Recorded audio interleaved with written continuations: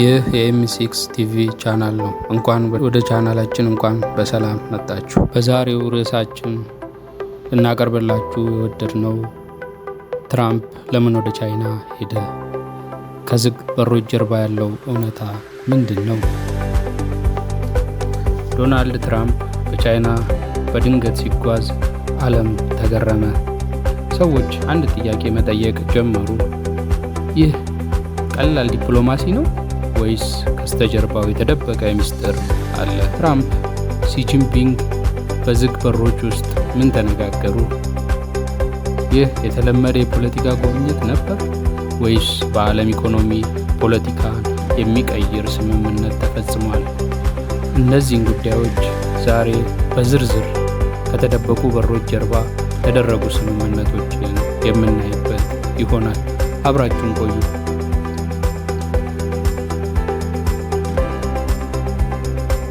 በይፋ የተነገረው ምንድን ነው? በይፋ የተነገረው ትራምፕ ወደ ቻይና የሄደው ለከፍተኛ የመንግስት ውይይት ነው። ዋና ዋና አጀንዳዎች አሜሪካ የቻይና የንግድ ግንኙነት፣ የኤአይ ቴክኖሎጂ ውድድር፣ የኔቫዳ እና የሌሎች ኩባንያዎች የቺፕ ገበያ፣ የታይዋን ውጥረት፣ የኢራን የእስያ ደህንነት። እነዚህ ሁሉ ትክክለኛ ምክንያቶች ቢሆኑም ግን ብዙ ተንታኞች እንደዚህ ይላሉ። ትልልቅ ሀገራት ከካሜራ ፊት አንድ ነገር ይናገራሉ፣ ከዝግ በሮች ጀርባ ግን ሌላ የተደበቀ የሚደራደሩበት ነገር አላቸው። ለመጀመሪያ ያህል የተደበቀ የኢኮኖሚ ስምምነት አለን? አንዳንድ ባለሙያዎች ይገምታሉ። ትራምፕ በአሜሪካ ምርጫ በፊት የኢኮኖሚ ድልን በህዝቡ አእምሮ ውስጥ ማስመዝገብን ይፈልጋል። ቻይና ደግሞ ከአሜሪካ ጋር የተረጋጋ ግንኙነት ትፈልጋለች። ስለዚህ ሁለቱ ወገኖች በዝግ በሮች ውስጥ ሊደራደሩ የሚችሏቸው ጥቂት ነጥቦችን እናንሳ። የታሪፍ ቅናሽ፣ የኤአይ ቺፕ ገደቦችን ማስወገድ፣ የአሜሪካ ኩባንያዎች ለቻይና ገበያ ክፍት መደረግ፣ ቻይና በአሜሪካ ምርቶች ላይ ትልቅ ገዢ እንድትሆን፣ ይህ ቢሆን በዓለም ገበያ ላይ ትልቅ ተጽዕኖን ያሳድራል ተብሎ ይታመናል። የምርጫ ፖለቲካ፣ ትራምፕ በቅርቡ በፊቱ እየመጣ ወዳለው ምርጫ ውስጥ ሲሄድ ምርጫን ፖለቲካን መጫወትን እጅግ የሚመርጥ ሰው ሆኖ ሳለ ትራምፕ እያንዳንዱን የውጭ ጉዞ እንደ ፖለቲካ መሳሪያ መጠቀም ይታወቃል። ይህ ጉብኝት ለአሜሪካ ሕዝብ እንዲህ ያለ መልእክት ሊሆን ይችላል። እኔ ቻይናን የማደራደር ብቸኛ መሪ ነኝ ብሎ በአሜሪካ ሕዝብ ፊት መቅረብን ይመርጣል። ይህ በምርጫ ዘመን ትልቅ የምስል ጥቅምን ለትራምፕ ይሰጠዋል።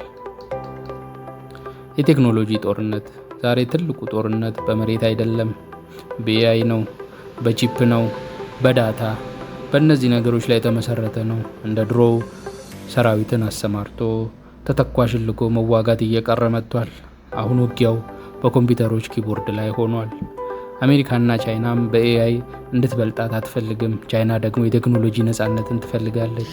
ስለዚህ የትራምፕ ጉብኝት ከሁሉ በላይ ይህንን የወደፊት ጦርነት ለመቆጣጠር ሊሆን ይችላል።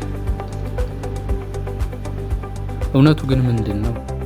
እስካሁን ድረስ ምን የተረጋገጠ ነገር ባይኖርም አብዛኛው የሚነገረው ትንታኔ ነው። ነገር ግን አንድ ነገር እርግጠኛ ነው። አሜሪካ፣ ቻይና በዓለም የስልጣን ሚዛን ላይ እየተፎካከሩ መሆኑ ይሄ የተረጋገጠ ግን ሚስጥር ነው። ትራምፕ ወደ ቻይና መሄድ የዚህ ትልቁ ጨዋታ አንድ ክፍል ብቻም ሳይሆን ብቸኛ ምክንያታቸውም ጭምር ነው።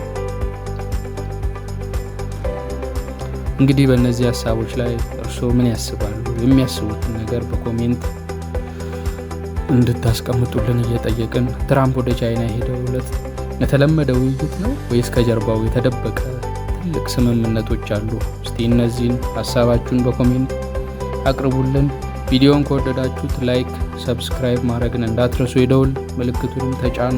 ሌሎች የተደበቁ የዓለም ፖለቲካ ሚስጥሮችን በቀጣይ ቪዲዮ እናቀርባለን።